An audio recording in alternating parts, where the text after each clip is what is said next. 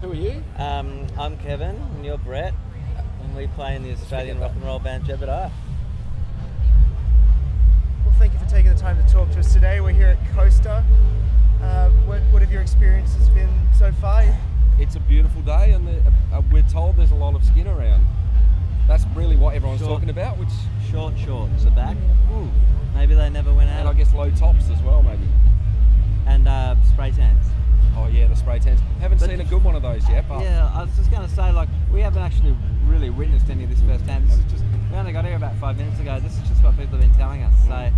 So probably this is just what is on the grapevine.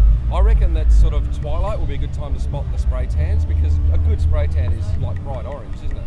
So I reckon they'll stand out like kind of like scorpions at a UV light. Yeah, and then but that's probably like a good way for you to kind of like not lose your friends and stuff. Convince them to it's get like a spray tan. Like high vis. I guess if you went in a group and that was kind of a thing, that you all have spray tans, you all use that the might same be cool. type. Yeah. Maybe we should get an endorsement. I don't want to wear it. Neither would I. No. But that won't work, will it? It won't work. You could do a song about spray tan and write the next jingle for... Probably been done. Yeah. Someone would have written a song about spray tan. I've been missed our chance, probably, yeah. Someone would have. Has anyone ever too much fake? There's a Mike Skinner's a street song that mentions a bit too much fake tan, though, but yeah, you rate high. Something like that. Yeah. Have you guys ever been approached to write a jingle? Kevin might have, but... No. Disappointingly so. I think I reckon you'd be good at it. Fun. I reckon you could knock off a jingle in about 5 minutes. It's probably harder than it seems. Like when you remember some of the classics, like, you know, Louis the Fly, you know, Power Puppy Food, you know. You can't just knock those things off in a day. I think there's a bit of work there. Power Puppy Food. I was thinking of Pound Puppy. Pound Puppies. Pound Puppies, darling. Anyway, how did the power one go? I don't want to sing it. It was very nice. It was sweet. You know, puppies. Yeah. I guess, you know, like you'd have to nail a kind of style first, wouldn't you? Like you'd have to sort of think, well, what style of music would best represent this product? No, I'm going to do hip hop or like rock or sort of maybe something like some old jazz or something.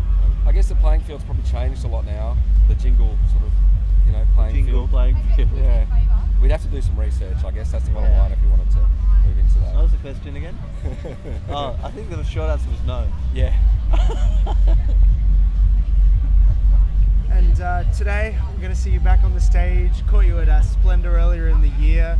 That seemed to be really like kind of just going back to the basics. It was the old classic tracks, the crowd's getting crazy for it. What were your experiences at Splendor like? It was good. I mean, we played early in the afternoon. Yeah. So maybe a touch too early. I mean, the ideal is a little bit later on. I think we did all right. The best time to play is like either first thing in the morning or right at the end of the night. When you're like in the middle of the day, you kind of have to sort of put yourself in the right frame of mind. I reckon 6 to 7 is your optimum festival time, because most people still sort of got their wits about them, but they've had a chance to warm up, you know. I got in the way of Kate Moss. Yeah, he did. He interfered with Kate Moss. And I bored the shit out of Jamie Hines. They were my 2 celebrity stories. So at least, you know, that's the condensed version of the story. But I can tell my kids one day. When they see Kate Moss on the TV, I'll say, I got in her way once. Or if they see the Kills playing, see that singer, I bored the shit out of him once. I go, who's that? You're lame, Dad. The fun backstage adventures of Jebediah. Yeah. And it has been a huge year, obviously, because Kosciuszko came out earlier this year. How have you felt now that it's been out for about 8 months, something like that? It's been that long. It came out April, didn't it? I can't do maths. Wow, it's half a year. Yeah, look, it's been fantastic. It's been such a good year, and we've pretty much been on tour constantly since the record came out. And constantly, intermittently. Yeah, we've played a lot of shows in the last few months, and they've all just gone so much better than we ever could have expected. And Yeah, it's been a really fun year. Good time. So Yeah, I guess that whole idea of sort of surpassing expectations, that's really been the hallmark of the whole thing for me. yeah, it's pretty much the first time that we've surpassed expectations since 1997. Yeah. Because then pretty much ever since then we've just kind of always been sitting a little bit under. You know, it's good to have some room to move, isn't it? Always comes out of nowhere. Yeah. How is the life of Jebediah in 2011 compared to your life in 1997? A bit older. I got less hair. I got I more. suppose these are trivial things, I suppose. Well, you're looking for Another something couple deeper. kilos. What do you got? Well, I suppose, you know, I think the core of the band is pretty much the same. Because people don't really change.